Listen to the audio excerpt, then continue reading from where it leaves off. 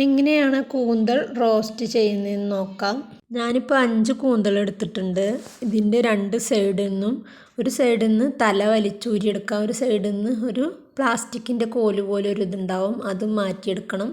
എന്നിട്ട് ഇതിൻ്റെ തൊലി ഒന്ന് നല്ലപോലെ വലിച്ച് എടുത്ത് ക്ലീനാക്കി ഇതിനെ കത്തി വെച്ച് ഇതിൻ്റെ ഉള്ളിലൂടെ കത്തി വെച്ചൊന്ന് കട്ട് ചെയ്തിട്ട് ഉള്ളിലും ക്ലീൻ ചെയ്ത് കൊടുക്കാം. എന്നിട്ട് ഇതൊന്ന് കട്ട് ചെയ്തെടുക്കാം കേട്ടോ നമുക്ക്. എന്നിട്ട് അതേപോലെ എല്ലാതും ചെയ്തിട്ട് ഒന്ന് കട്ട് ചെയ്ത് കഴുകി വെച്ച കൂന്തളാണിത്. അപ്പോൾ ഇതിലേക്ക് 1/2 ടീസ്പൂണ് ഉപ്പും 1/2 ടീസ്പൂൺ മുളക് പൊടി 1/4 ടീസ്പൂൺ മഞ്ഞൾപ്പൊടിയും ചേർത്ത് ഒന്ന് മിക്സ് ചെയ്ത് വെക്കാം. ഒരു അരമണിക്കൂർ നേരം അവിടെ മാറ്റി വെക്കാം.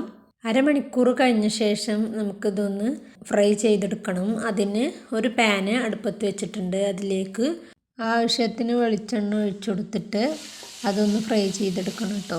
ഇനിയിപ്പോൾ ഇതാ വേറെ ചട്ടിയിലേക്ക് ആവശ്യത്തിന് വെളിച്ചെണ്ണ ഒഴിച്ചു കൊടുത്ത് 2 സവാള നല്ലപോലെ വഴറ്റിയെടുക്കണം. അതിലേക്ക് 1/2 ടീസ്പൂൺ ഉപ്പും ആവശ്യത്തിന് കറിവേപ്പിലയും ചേർത്തിട്ട് ഇതൊന്നുകൂടി നല്ലപോലെ മിക്സ് ചെയ്തെടുക്കാം. ഇനി ഒരു 4 വെളുത്തുള്ളി ചതച്ചതും ചെറിയൊരു കഷ്ണം ഇഞ്ചി ചതച്ചതും ചേർത്ത് കൊടുക്കാം. രണ്ടും 1/2 ടീസ്പൂണാണ്. അത് ചേർത്ത് കൊടുത്തിട്ട് നല്ലപോലെ ഒന്ന് വഴറ്റിയെടുക്കാം കേട്ടോ. ഇനി സവാളയൊന്ന് നല്ലപോലെ കുഴഞ്ഞ് കിട്ടാൻ വേണ്ടിയിട്ട് കുറച്ച് വെള്ളം കൂടി ഒഴിച്ചിട്ട് നമുക്കിതൊന്ന് അടച്ച് വെച്ചിട്ട് വേവിച്ചെടുക്കണം. ഇപ്പോൾ ഇത് നല്ലപോലെ കുഴഞ്ഞിട്ടുണ്ട്. ഇനി ഇതിലേക്ക് ഒരു തക്കാളി ചെറുതായിട്ട് കട്ട് ചെയ്തത് ഇട്ട് കൊടുക്കാം. ഇനിയിപ്പോൾ അതിലേക്ക് പൊടികൾ ചേർത്ത് കൊടുക്കണം. ഞാൻ ഫിഷ് മസാല 1/2 ടീസ്പൂൺ ചേർത്തിട്ടുണ്ട്. 1/4 ടീസ്പൂൺ കുരുമുളക് പൊടി, 1/4 ടീസ്പൂൺ മഞ്ഞൾപ്പൊടി, 1/2 ടീസ്പൂൺ വലിയ ജീരകം, 1 ടീസ്പൂൺ മല്ലിപ്പൊടി, ഇതെല്ലാം കൂടി ഇട്ട് നല്ലപോലെ ഒന്നും കൂടി വഴറ്റിയെടുക്കണം കേട്ടോ. ഇതിൽ കുറച്ച് എരിവ് കുറവാണ്. അപ്പോൾ ഞാൻ കുറച്ചും കൂടി മുളക് പൊടി ചേർത്തിട്ടുണ്ട്. ഒരു 1/4 ടീസ്പൂൺ മുളക് പൊടിയും കൂടി ചേർത്തിട്ടുണ്ട്.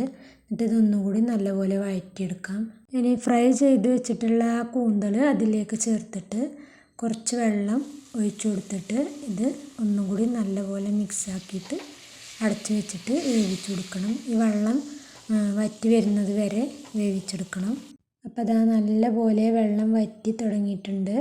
അപ്പോൾ ഇതാ നമ്മുടെ കൂന്തൽ റോസ്റ്റ് റെഡി ആയിട്ടുണ്ട്. ഞാനിപ്പോൾ ഇതൊരു പാത്രത്തിലേക്ക് മാറ്റി കൊടുത്തിട്ട് ഇതിൽ കുറച്ച് വെളിച്ചെണ്ണ ഒഴിച്ചു കൊടുക്കുന്നുണ്ട്. ഇതിൻ്റെ മുകളിൽ പച്ച വെളിച്ചെണ്ണ ഒഴിച്ചു കൊടുത്താൽ നല്ല ടേസ്റ്റാണ്. അപ്പോൾ ഞാനിതിലേക്ക് ഒരു ടീസ്പൂണ് പച്ച വെളിച്ചെണ്ണ ഒഴിച്ചു കൊടുത്തിട്ടുണ്ട്. ഇനി ഇതൊന്ന് നല്ലപോലെ മിക്സാക്കി കൊടുക്കാം. അപ്പോൾ നമ്മളെ വീഡിയോ ഇഷ്ടപ്പെട്ടാൽ എല്ലാവരും ലൈക്ക് ചെയ്യാനും ഷെയർ ചെയ്യാനും സബ്സ്ക്രൈബ് ചെയ്യാനൊന്നും മറക്കല്ലേ. അപ്പോൾ ബൈ.